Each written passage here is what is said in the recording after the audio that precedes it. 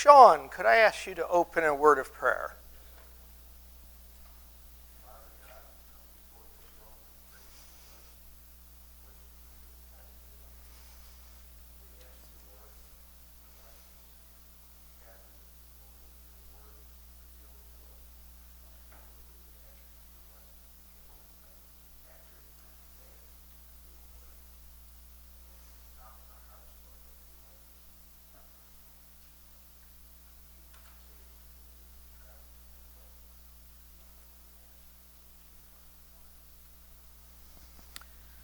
All right, so we're going to be in the chapter 17 of the book of Judges today. And that will be starting the conclusion or epilogue section of the book of Judges. So going back to the first couple weeks of the study, went over an overall structure of the book of Judges and how it's this parallel structure that starts with the introduction, then goes through 7 narratives, each one of them having a cycle of Israel sinning, God oppressing Israel because of their sin to draw them back to him, and then God providing deliverance. And of those, there are 6 major judges: Othniel, Ehud, Deborah, and Barak, Gideon, Jephthah, and Samson, and one individual who is more of an oppressor than a judge, and that would be Abimelech. And central to those judges is Gideon. He's kind of the turning point in the book. We're up to Gideon. It's relatively positive. Most of the judges prior to Gideon are relatively positive. After that, things fall apart quite badly. So there's this spiraling downward throughout the entire book of Judges. The introduction and the epilogue or conclusion are also in parallel with each other, and both of those are broken into 2 parts. The introduction had 2 parts. The first part that stressed Israel's military failure, and the second part that stressed Israel's spiritual failure. And the emphasis there in the introduction was a failure because they failed to remove the Canaanite influence that was in the Promised Land. And so there was this external influence that was negatively impacting Israel. In the epilogue, the 2 parts, the first part is a spiritual failure, and the second part is a military failure. So the book is kind of ending and leaving the way it came in. It came in with military failure and spiritual failure, and it's leaving in reverse order with spiritual failure and military failure. But here the emphasis is a little bit different. Instead of it being a failure to remove an external influence, it is now Israel has fully adopted the Canaanite ways. So rather than it just being a failure to remove the influence at this point, it's a matter of adopting the ways of the Canaanites. And in the conclusion of the epilogue, there's actually very little mention of the Canaanites. And what mention there is of the Canaanites are actually put in a slightly more positive light than the Israelites are at this point.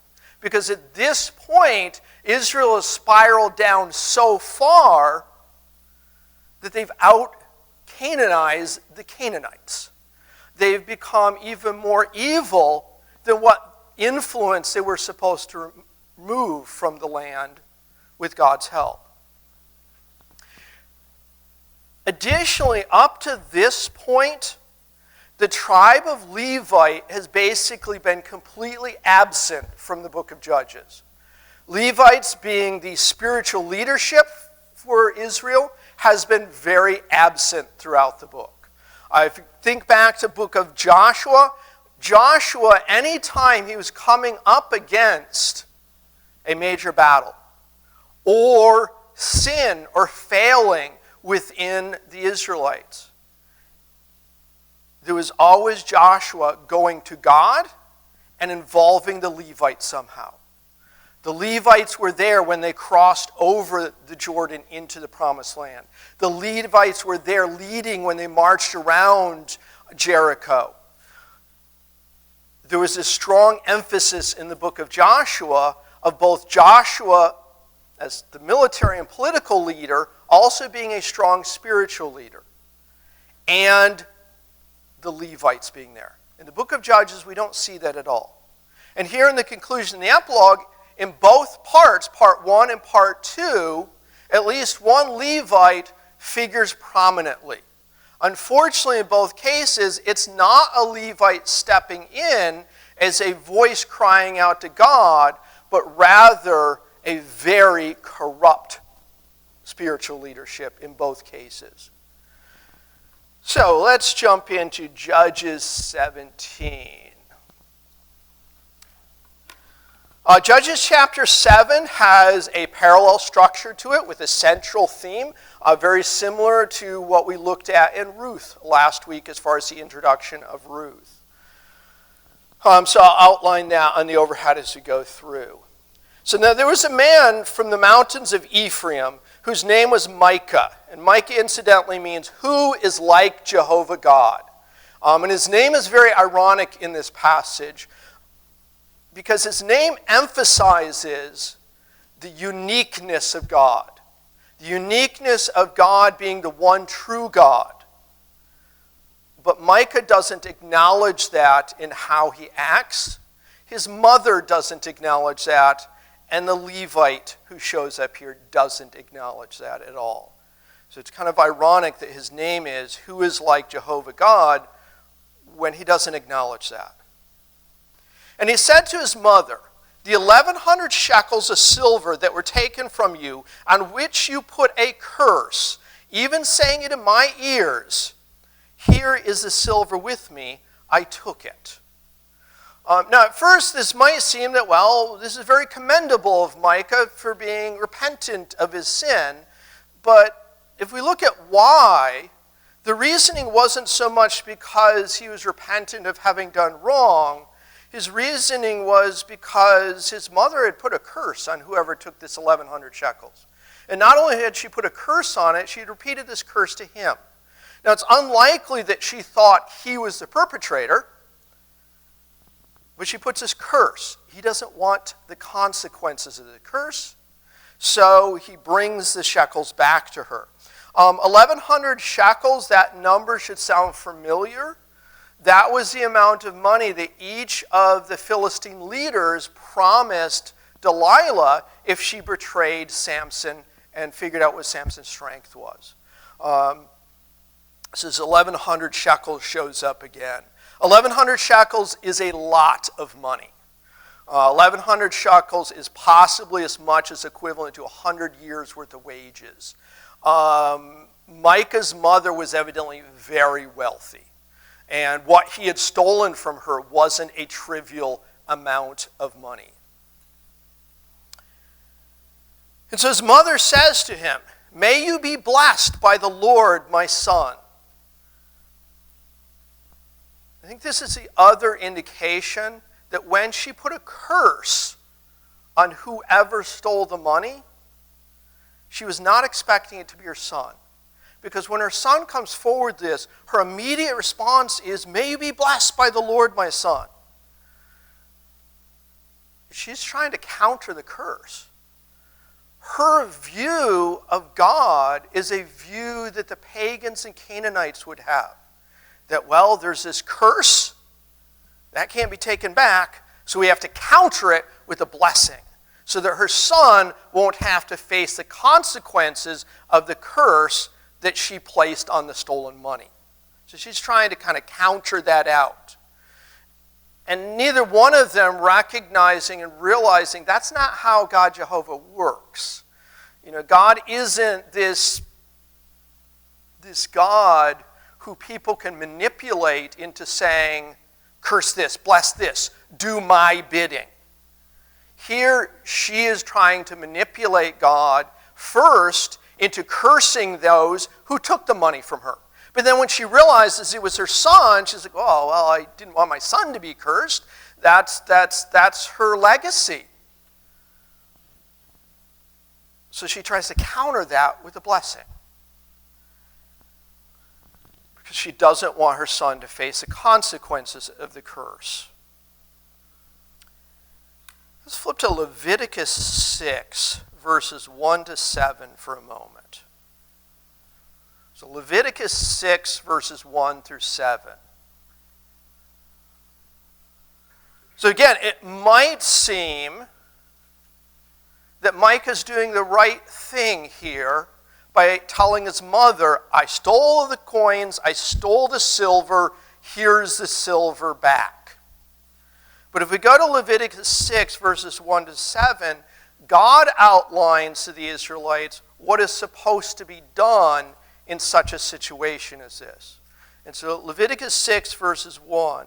And the Lord spoke to Moses, saying, if a person sins and commits a trespass against the Lord by lying to his neighbor about what was delivered to him for safekeeping, or about a pledge, or about a robbery, or if he is extorted from his neighbor, or if he has found what was lost and lies concerning it and swears falsely, if any one of these things a man may do in which he sins, then it shall be, because he has sinned and is guilty, and he shall restore what he has stolen, or the thing which he has extorted, or what was delivered to him for safekeeping, or the lost thing which he found, or all that about which was sworn falsely. So this is saying, if a man has stolen something, or if he's found something that doesn't belong to him, or extortion, it lays out quite a bit of detail so that the individual can't say, well, I didn't really steal it, I just found it there and took it with me. And it's like, no, you need to restore that to the rightful owner. So the first thing is restore it to the rightful owner. He did that. However, it goes on. It also says, he shall restore its full value and 1/5 more to it. He didn't do that. He just gave the 1,100 back. He didn't pay a penalty on it. And give it to whomever it belongs on the day of his trespass offering. He shall bring his trespass offering to the Lord, a ram without blemish from the flock, with your valuation as a trespass offering to the priest. So the priest shall make atonement for him before the Lord, and he shall be forgiven for any one of these things that he may have done in which he trespasses. He didn't pay the 1/5 on top of it, but more importantly, he didn't do the sacrificial offering through a priest to be forgiven for his trespass. He just wants to avoid the curse. And he wants to do it on his terms, not God's terms. So in verse 3, we continue on. So when he had returned the 1,100 shekels of silver to his mother, and see there, it's very specific. He returned the 1,100 shekels of silver. He did not do an offering. He did not add 1/5 to it. It was just the 1,100 shekels of silver. So when he returned the 1,100 shekels of silver to his mother said, I had wholly dedicated the silver from my hand to the Lord for my son to make a carved image and a molded image. Now therefore I will return it to you. Thus he returned the silver to his mother. Then his mother took 200 shekels of silver and gave them to the silversmith, and he made it into a carved image and a molded image, and they were in the house of Micah. We've asked the question in the book of Judges, what's wrong with this picture? This picture is just so wrong. First, the son stole 1,100 shekels of silver from his mother. She then curses the thief for this. He returns it because he doesn't want the consequences of the curse. Doesn't follow God's laws to the Israelites of what he should do when he's stolen items. And then his mother's response is, well, I was going to give it to you anyway, son, and I was going to consecrate it to the Lord by making it into idols. Their theology is really wrong. Her version of dedicating the silver to God is breaking the second commandment of the 10 Commandments of not making a graven image. Now here the idols that Micah and his mother are having forged are probably not idols to Chemosh or to Baal or to Molech or any of the Canaanites or Dagon, any of the Canaanites or Philistine gods. So it's not a foreign god here. It's very likely they're dedicating these to Jehovah God. But God, being the one true and unique God, has spelled out to his people, that's not how we worship God. We don't worship God as the Canaanites did. We don't worship God as the pagans did. We worship in spirit, not to these physical idols. And so this weird thing here where they've gotten to the point where their theology is so messed up that they see dedicating this money to God involves turning it into a thing that God abhors, idols, and setting that up as a place of worship, and bringing in a wrong form of worship into their worship to the true God.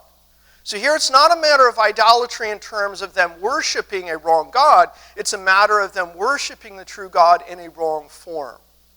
Rather than looking to God for how God wants to be worshipped, they're deciding how they want to worship God. And so they have this mistaken theology, especially on how blessings work and also on how worship works. I don't know why I threw this in here. Let's talk quickly about where we are geographically. This isn't really that important for this passage, which is why I'm not really sure why I threw this in here. But he's in the mountains of Ephraim, so central Israel. This becomes more important in chapter 18. So, verses 3 and 4, we see that after having a misunderstanding about how God administers blessings, it's not something that people manipulate God into. It's something that God gives out of his graciousness. We see that Micah and his mother make a mistake in how God is worshipped by forging idols out of this silver that Micah had stolen from his mother and then returned. So mistaken worship. But then it gets worse. So the man Micah, in verse 5, had a shrine. So he takes these idols and he makes a shrine. He makes this household temple to God. That's not how God is to be worshipped. That's how pagan gods are worshipped, not Jehovah God. He made an ephod and household idols. And he consecrated one of his sons who became his priest.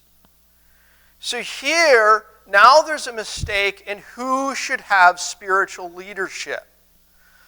Micah is from Ephraim. He's not from the tribe of Levi. The Levites were to be the priests, not the Ephraimites. So first, it's the wrong tribe.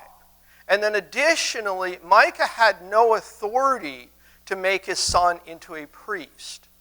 And additionally, Micah is kind of setting up this cultic shrine because this is a household shrine where he is deciding how God will be worshipped and who the spiritual leadership will be. And he chooses one of his sons and sets his son up as a priest in his household that should not be set up that way. That's not how the priesthood should be. So we have Micah with mistaken theology in terms of blessings, in terms of his forms of worship with idolatry, and with the leadership. Verse 6 is the center of this parallel structure. Everything in chapter 17 is pointing to verse 6, which is, in those days there was no king in Israel, everyone did was right in his own eyes. We've already seen Micah deciding he saw the silver his mother had, he took it.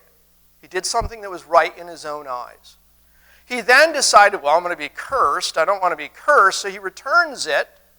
And that results in a form of worship that was right in his eyes and his mother's eyes, but not right in God's eyes. It then became him deciding that his son was right to be spiritual leadership in his eyes, even though not in God's eyes. He also decided that when he came to his mother and repented and confessed, he was going to do what was right in his eyes, which is just to give the money back and say, yeah, I took it. Not to do what was right in God's eyes, to add the 1/5 tribute to it, and to give an offering, a trespass offering, to a true Levitical priest as opposed to his son. So here, everything Micah is doing is what is right in his own eyes. Now here it also says, in those days there was no king in Israel. Now, since Judges was likely written during the monarchy when there was a king, this may be partially a reference to looking back and the Israelites saying, oh, look, now that we have a king, whether it's David or whether it's Saul or whether it's Solomon, looking back and saying, oh, now that we have a king, things are so much better than they were in the times of Judges. But also, if we take it into context, the context of chapter 17 has absolutely nothing to do with political or military leadership. It's all about worship and spiritual leadership. And in this case, wrong worship, wrong spiritual leadership. And the root cause of that is not because they don't have a physical king or monarchy. It's because they are not acknowledging the Jehovah God is king that they should be following. Micah's name says it. Who is like Jehovah God? Who is like Jehovah God, the only one true king? And because they're ignoring this king, they're then doing what is right in their own eyes. Now this becomes a refrain in the conclusion. There's no king, and everyone does right in their own eyes. This is a shift from a refrain that we saw with all of the other major judge sequences. So let's see. Let me find one here. Let me go back to maybe Samson, chapter 13, verse 1. You don't have to turn there, but you can if you'd like. Where is 13, verse 1? So each of the major judges pretty much started with the same refrain. So in Judges 13, verse 1, we have, again, the children of Israel did evil in the sight of the Lord. Every one of the major judges, every one of them start with Israel doing evil in the sight of the Lord. Samson was the last time we see that refrain, because in the conclusion, that refrain is shifted from Israel did evil in the sight of the Lord to everyone did what was right in his own eyes. And in some ways, it might be seen as far as, oh, well, the writer got bored of using that and decided to mix it up a little bit.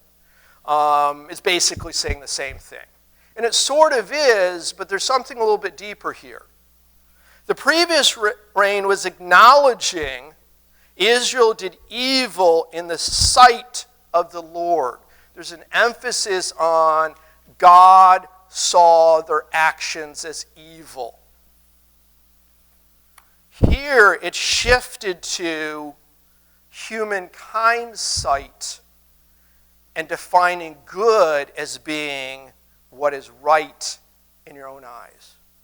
There's a shift from saying God has a standard that wasn't being met, so it was evil in God's sight, to a shift where now the standard is being defined as what is right in the individual's eyes, what is right in the person's eyes. And this should sound familiar, because this is shaking up the recycle bin of the past. This is postmodernism. Postmodernism is, well, you believe this, and that's okay for you to believe this, but I believe this. This is what's right in my heart. It's all relative. Postmodernism isn't new. Postmodernism was something that here was a downfall in the book of Judges. There's a shift from what is evil in God's sight, and now turning it around and saying, man, humans, people are defining what is right. What the standard is what is right. And this is actually not the first time in the book of Judges we've seen this.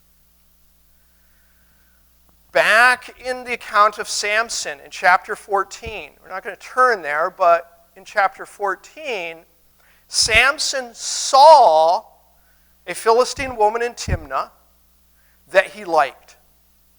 He saw her, he wanted her, he went to his parents and said, "Get her for me in marriage." His father's like, "Well, can't you find a local Jewish girl?" And Samson's response is, "No, I've seen this woman and I want this woman." In Judges 14:3, what he's basically saying is he wants her because she is right in his own eyes. The literal translation of that phrase there is Samson is saying to his father, "She is right in my eyes, so I want her." No wonder Israel's at this point. The last major judge, Samson, even fell prey to this, of disregarding what God was saying and saying, "Nope, it's right in my eyes." And Samson did this throughout his entire life. He saw the honey in the dead carcass and was like, "Yummy. I like the looks of this. I'll eat it and I'll give it to other people. This is unclean honey." He sees Delilah, chases after her. And his final act is one of vengeance for his eyes. He's lost his eyes and he wants to have vengeance against the Philistines. And he cries out to God, "Let me die with the Philistines to avenge for my eyes." There's an emphasis on people seeing what is right and then misinterpreting that for what is right. So then, this being a parallel structure, the next section mirrors how we got there.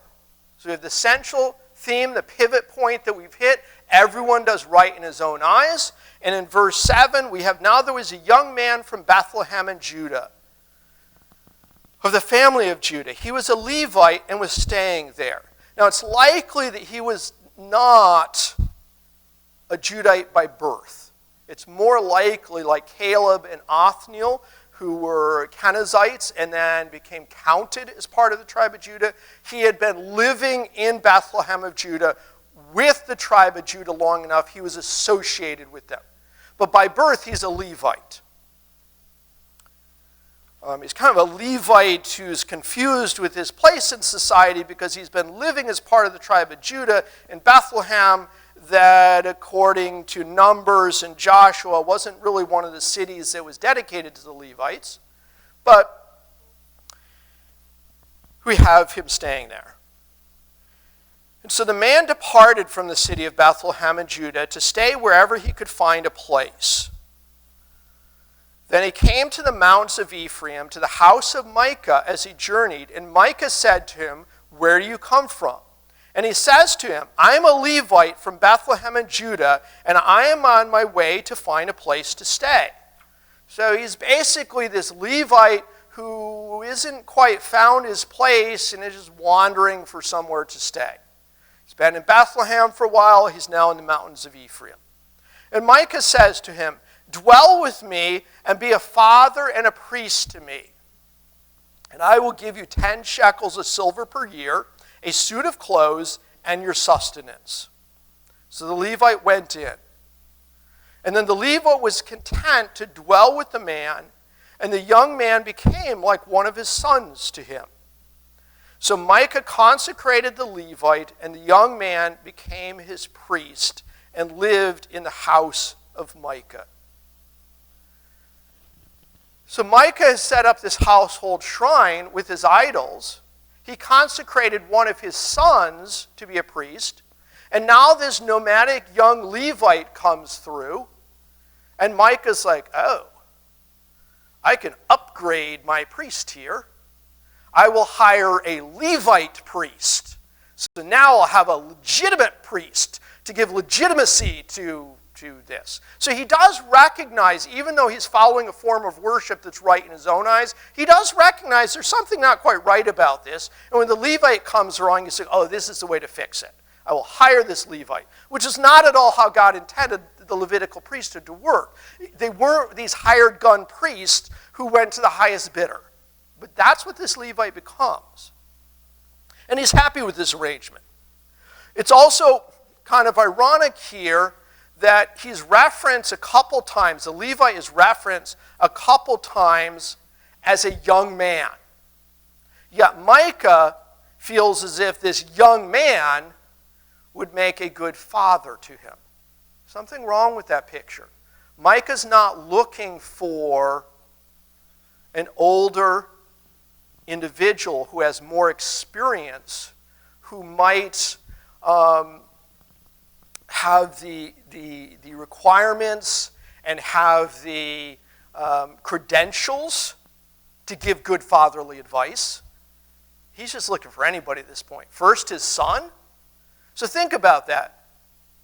Micah had decided his son was going to be the spiritual leadership of his house. That's backwards of how God has it. The father is supposed to be the spiritual leadership. Now, Micah sort of recognizes that when the Levite shows up, he's like, oh, this person would make a bit better father. But here there's a clue that no, it's not. He's a young man who is not fit for this service. He may not even be old enough to follow the requirements and numbers to be an actual priest. But Micah chooses him anyway.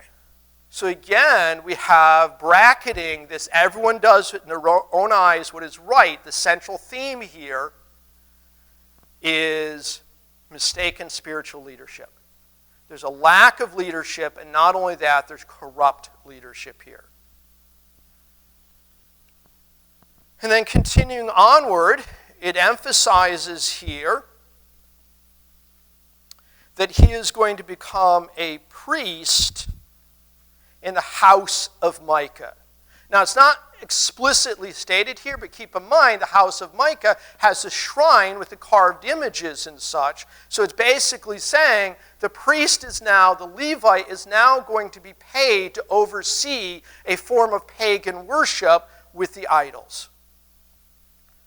So we don't just have Micah here falling in, his mother falling into a wrong form of worship. The Levite's on board with this. He sees this fine. Of all people in this account, the Levite should be at this point backing away from this household and say, whoa, wait a minute. 10 Commandments here. These are graven images. God said don't do that. Have your money back. I'm out of here. But he doesn't. He's happy with this arrangement. He's like, great, I got a shrine, I've got idols, I've got paycheck, I've got clothes, I've got food, I've got sustenance. I will be this priest. And then chapter 17 closes back to where it began. And that is, Micah makes the statement, now I know that the Lord will be good to me since I have a Levite as a priest. He's doing what he thinks is right in his own eyes. He has decided that he can manipulate God. He's got a Levite in his employment now, so of course God will be good with him. Never mind the fact that he was a thief who didn't pay proper restitution for his theft. He didn't give proper offering for that. He then took the money that his mother gave him to make idols and consecrated his own son as a priest. Never mind, he's broken all sorts of God's laws in that format. He's like, oh, God will bless me because I have a Levite. He's gotten confused, and his form of worship has become completely Canaanized.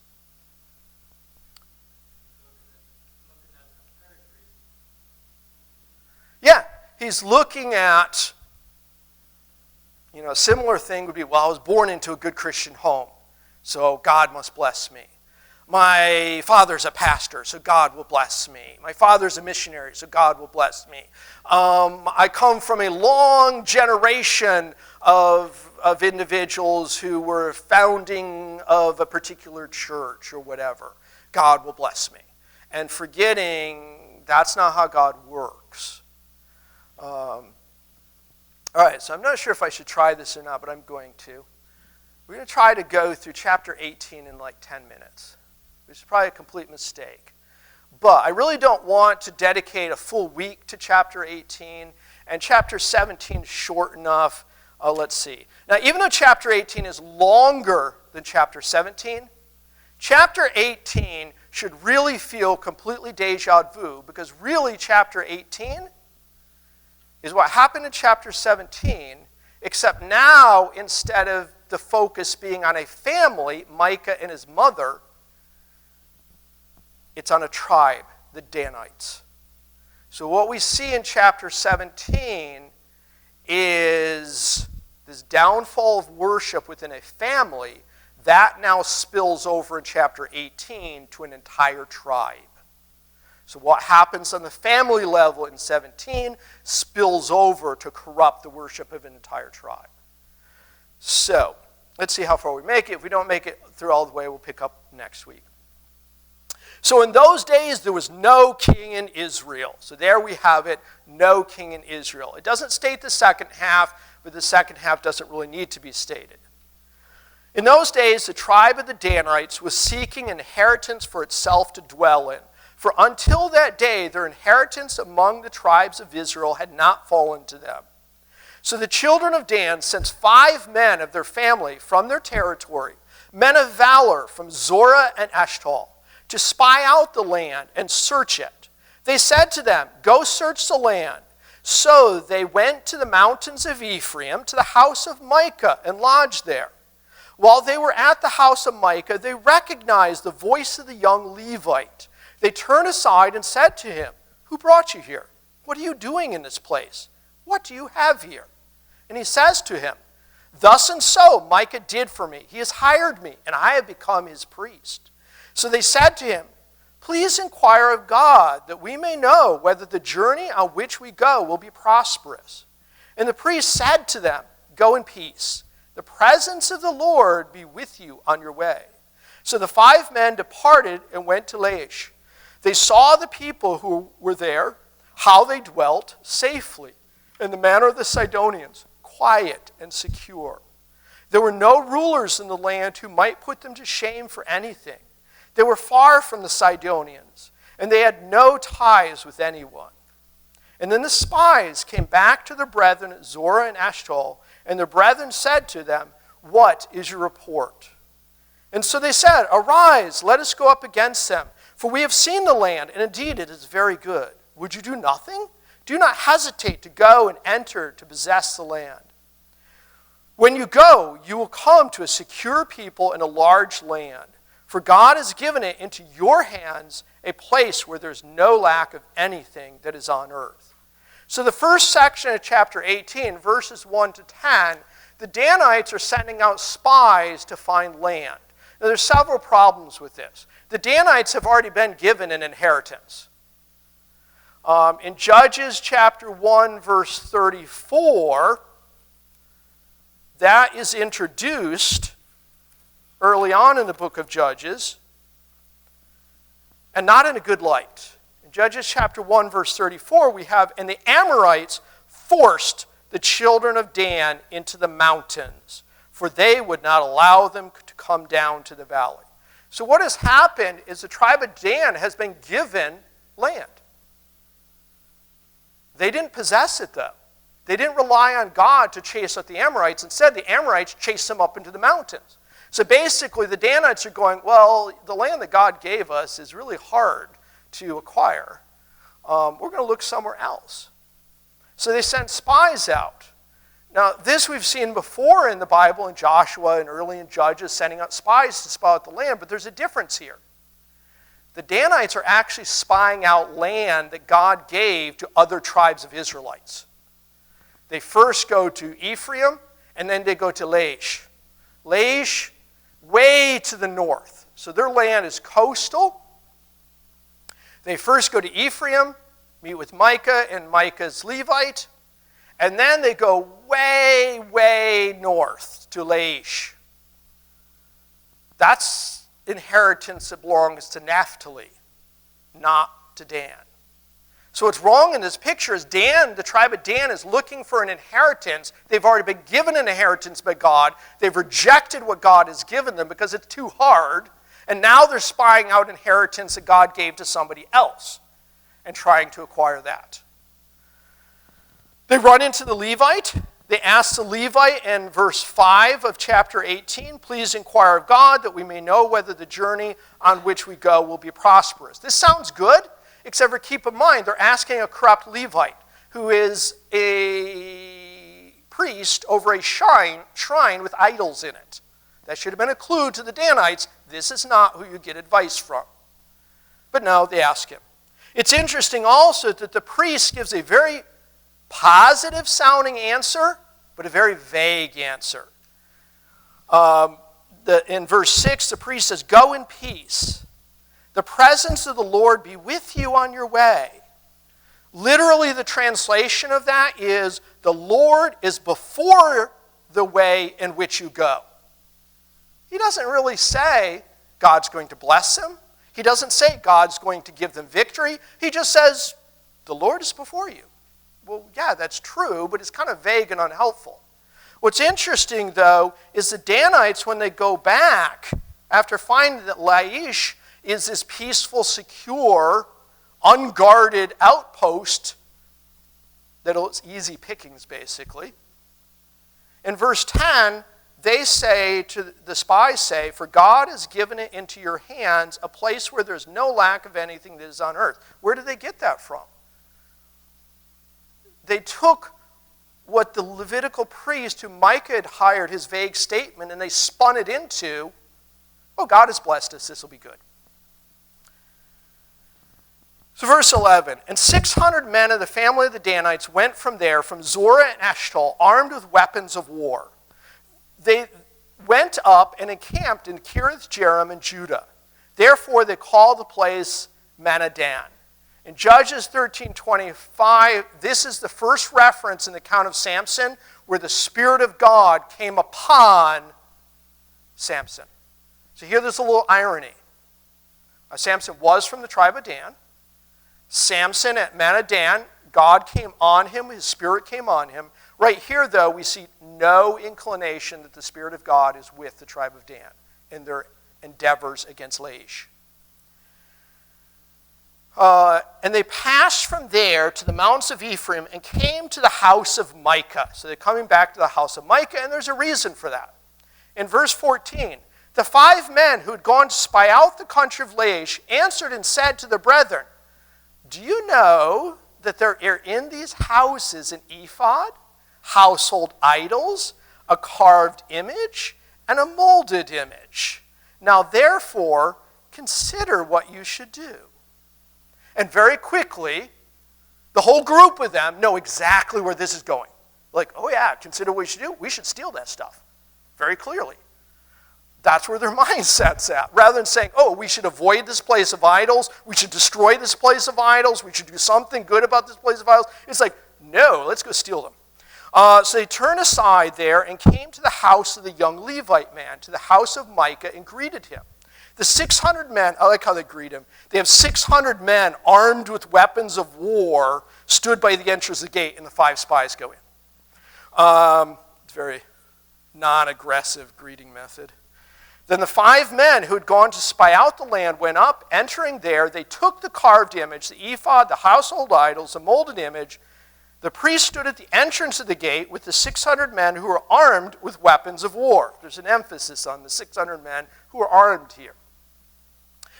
When these went into Micah's house and took the carved images, the ephod, the household idols, and the molded image, the priest says to them, what are you doing? It should be obvious what they're doing. He's robbing you. And they said to him, be quiet. Put your hand over your mouth and come with us. Be a father and a priest to us.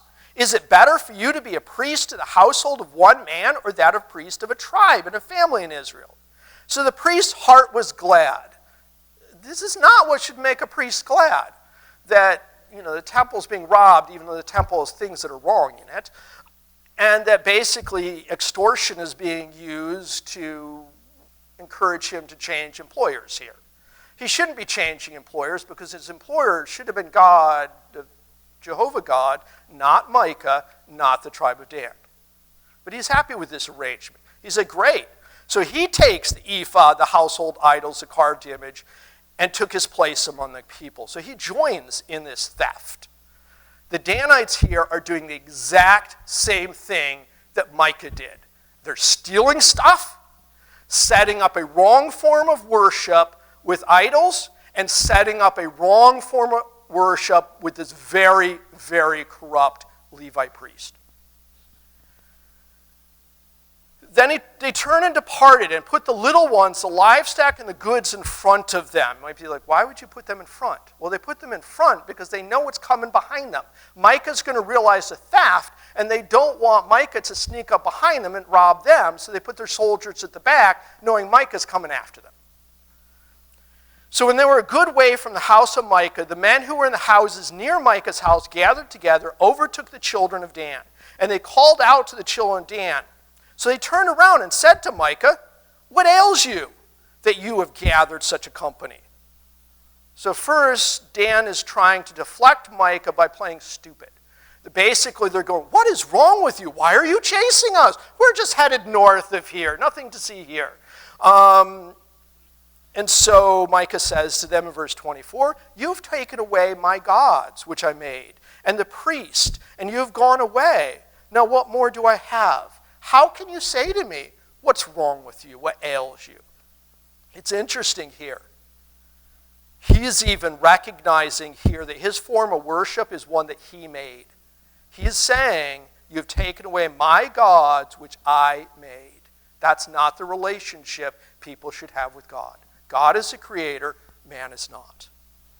And the children of Dan says to him, they switched tactics. They're like, playing stupid didn't work, so they're going to go into gangster mode here. And the children of Dan said to him, do not let your voice be heard among us, lest angry men fall upon you, and you lose your life and the lives of your household. So here we have a group of Israelites threatening another Israelite harm. And they're kind of doing it indirectly, just some angry people. We don't know who they are, but there's going to be some angry people who, if you don't shut your mouth, they're going to come and kill you.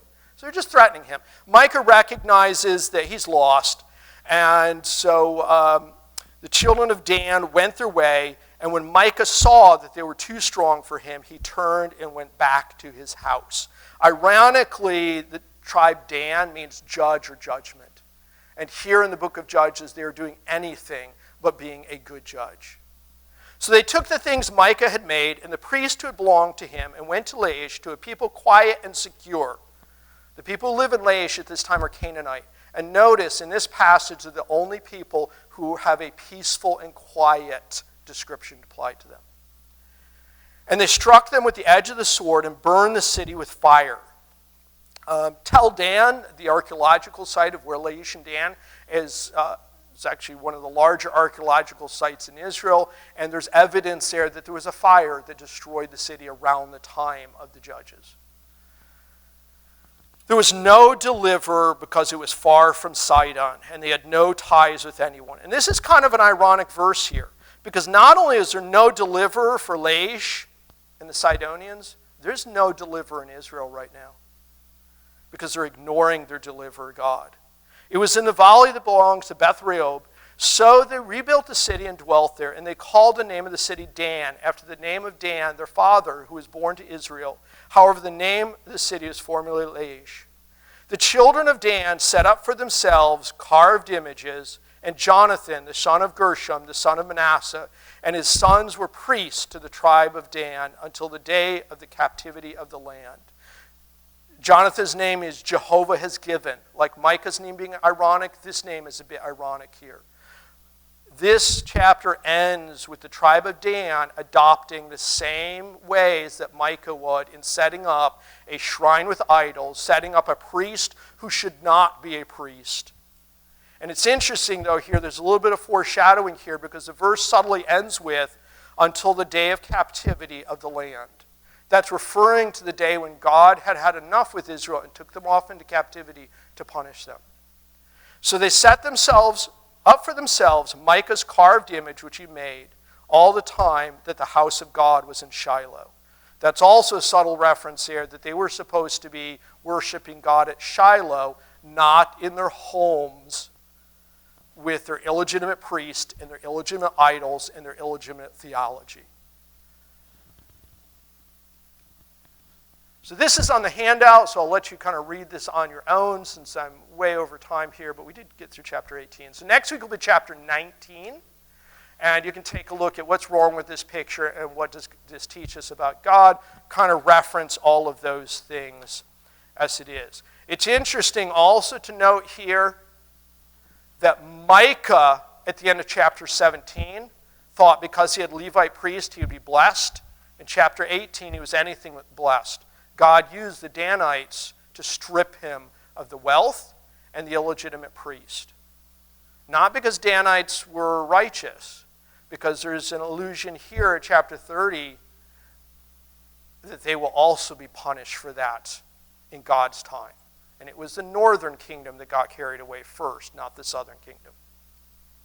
Dan started down in the south and then moved north. Dear Heavenly Father, we thank you for this word that you have. Pray that we would apply it to our lives and we would look to you as King, Creator, and God and not fall into our own understanding of what is right in our own eyes. Bless the morning service. In Jesus' name, amen.